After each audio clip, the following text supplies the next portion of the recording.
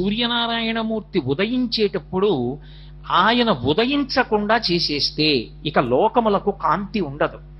లోకములకు కాంతి లేకపోతే, సూర్యుని యొక్క గమనం లేకపోతే ఆ చీకటి వలన ధర్మము లుప్తమైపోతుంది.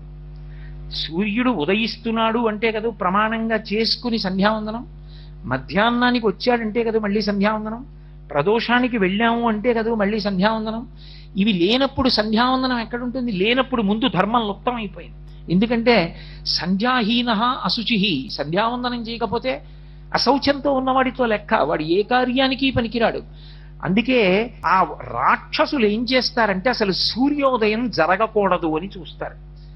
అలా చూసేటటువంటి రాక్షసులకు మందేహులు అని పేరు.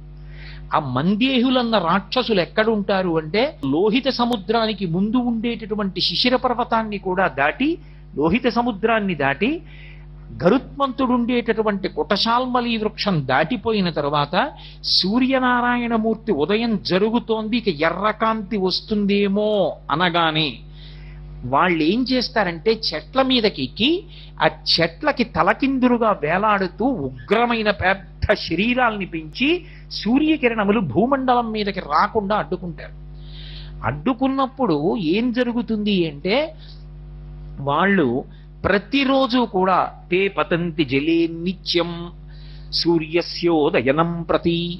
ఏ కారణం చేత అంటే అభితప్తాః స్మ సూర్యేణ లంబంతే స్మ పునః పునః నిహతా బ్రహ్మతేజోభిః అహన్యా హనిరాక్షసాః అని. వాళ్ళు అలా చెట్లకి తలకిందులుగా వేలాడుతూ సూర్యబింబానికి అడ్డొచ్చి ఇక సూర్యుని యొక్క కిరణములు పడకుండా ఆపేటటువంటి సమయంలో సూర్యుడు ఉగ్రమైన స్వరూపాన్ని పొందుతాడు. ఒకసారి నా కర్తవ్యతానిష్టకి, నా కారుణ్యానికి ఎదురొస్తున్నారు, మీరు నన్ను ఉదయించకుండా అడ్డుకుంటున్నారని చూస్తాడు.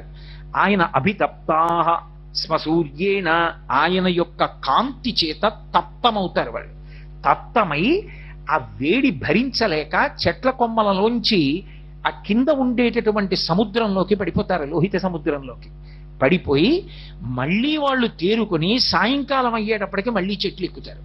ఇవాళ కాకపోతే రేపు, రేపైనా ఎలా ఉదయిస్తాడు? లోకానికి ధర్మనాశనం చేస్తాం అని రాక్షసులు ప్రారంభమవుతారు. అందుకే అక్కడ గాని ఇక్కడ గాని ఎక్కడ గాని ముందు పాడు చెయ్యాలని చూసేది రాక్షసులే. కాబట్టి ఉత్తిష్టంతో భూత పిశాచాః ఏతే భూమి భారకాః ఏతేషామ అవిరోధేన బ్రహ్మకర్మ సమారభే. నాకు మీకు ఏమీ విరోధం లేదు, మేము బ్రహ్మకర్మ చేద్దాం అనుకుంటున్నాం, మీకు ఇష్టం ఉండదు, తప్పుకోండి అని నీళ్లు చల్లుతారు.